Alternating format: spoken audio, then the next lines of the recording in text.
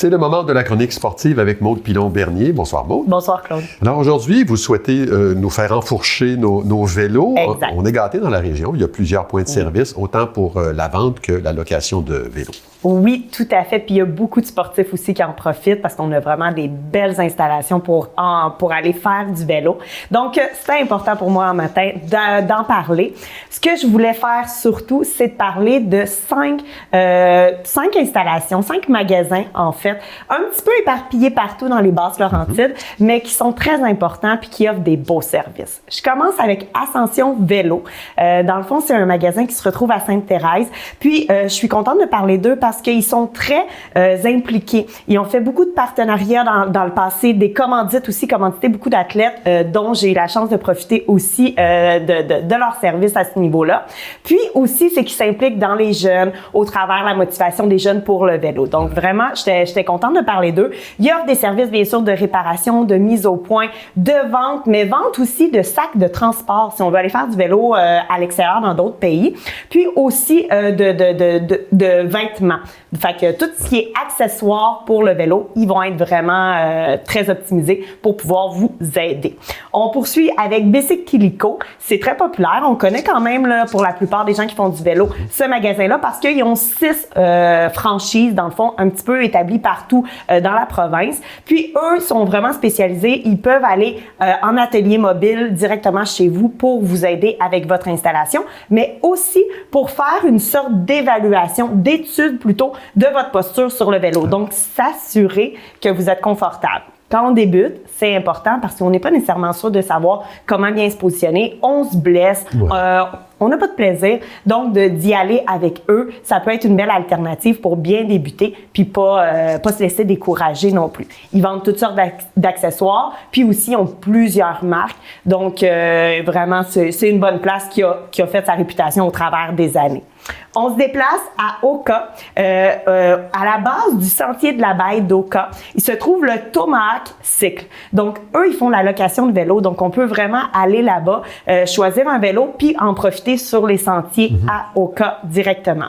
Bien sûr, ils vont faire de la vente aussi. Donc, ils sont très réputés là, pour les sports, justement, vélo de montagne, BMX, puis le gravel bike, que je vais expliquer un petit peu là, c'est quoi plus tard dans la capsule.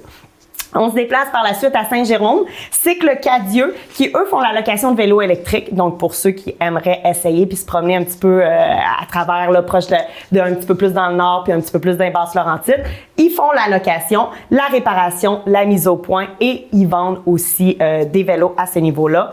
Puis, dernièrement, à Mirabel, on se dirige vers Cyclosphère.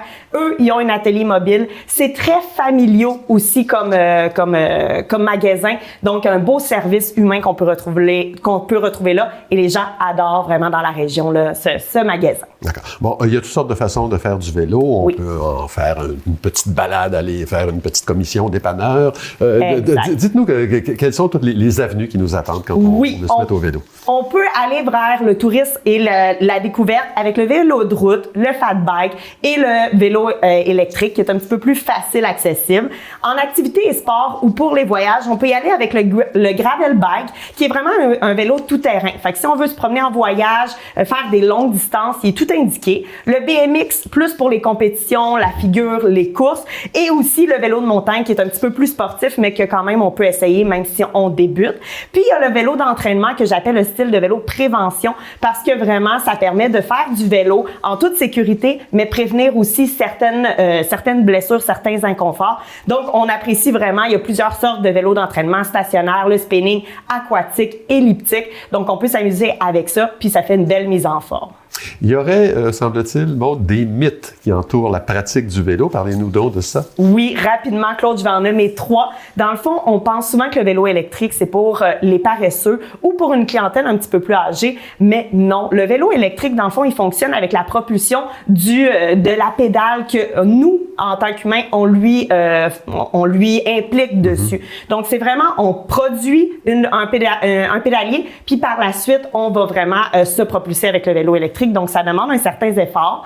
Aussi, l'hiver, c'est pas dangereux nécessairement si on fait le changement de roue sur un vélo comme n'importe quelle voiture. Puis, un dernier mythe, c'est que ça peut pas changer les choses, mais oui, ça peut. On cherche des alternatives sans gaz, sans pétrole. Ben, le vélo, c'est tout indiqué pour remplacer la voiture. Ben voilà, c'est du transport actif. Maude Pilon-Bernier, merci beaucoup. Merci, Claude.